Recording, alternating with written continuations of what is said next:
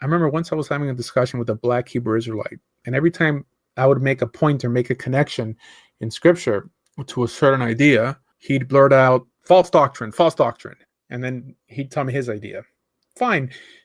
Now, this notion, at least traditionally, didn't really exist in the Jewish world. Why? Because in Judaism, we have the idea of optional beliefs. Now, the notion of optional beliefs doesn't exist in Islam nor in Christianity. I mean, can a Christian tell me an optional belief in Christianity? No, because you either believe it or you're out of the group. You could form another group, but you typically don't hang out with people who don't agree with you 100% of the time. Now, this occurs sometimes in Judaism also, where the whole congregation follows one rabbi. Okay, fine. I guess specifically in the Hasidic world, but this is how Christianity functions. This is how Islam functions. The flock, the congregation follows the preacher, and he lays down doctrine. Now, can you imagine in a regular functioning synagogue that some rabbi is going to tell you that you have to believe what I believe? I mean, they would fire him in a minute. Why? Because in Judaism, we have optional beliefs. We could say, oh, well, that's what your community does. You're Sephardi, you're Bukharian. Fine, I do it like this. I believe like this. Now, within reason, right? I mean, no one's going to walk into an Orthodox synagogue thinking that, I don't know, they could violate Shabbat, eat pork. But the notion of optional beliefs exists in our religion. And once I made a post on Facebook that your religion is only as sophisticated, only as how many optional beliefs it claims to have. Optional belief, does that even exist outside of the Jewish world?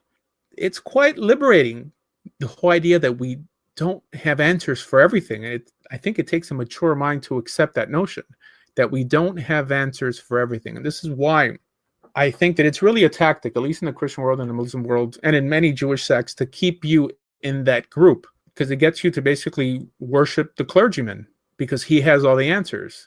Well, I think in normative Judaism, people understand that, you know what, the rabbi is just there to guide you, to give you his perspective, but he doesn't have to be your rabbi. And you could still attend that synagogue. You could still pray there. You could still be counted in a minyan. Now, clearly, some synagogues don't function like this. Some synagogues will kick you out if you're different.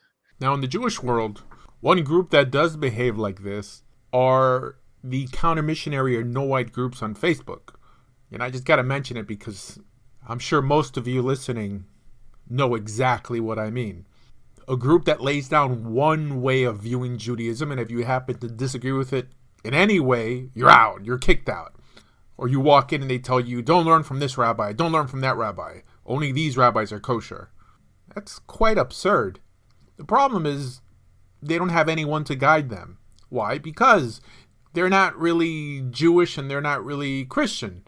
They have no guidance. They were led out of Christianity into the wilderness. At least if it was an actual Jewish group with people receiving Mussar or ethics from their rabbis, they wouldn't behave like this.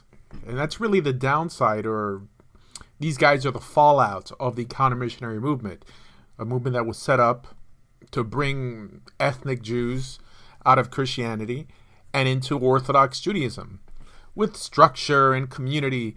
However, if you weren't Jewish and you didn't live within a Jewish community, you found yourself in the wild, wild west of religion, and that's why these guys behave the way they do. And if you find yourself in one of these groups, just leave. Because any group that suppresses thought and speech, when it's respectful, is not worth being a part of.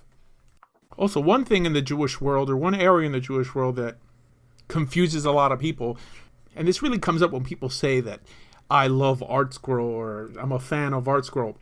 And really the blame is not completely on Art Scroll, but the idea of taking a Chumash and putting in commentary.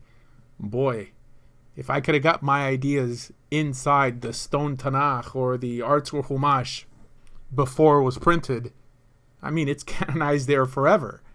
I mean, seriously, we have people today quoting other rabbis' Hidushim like they're actually Torah.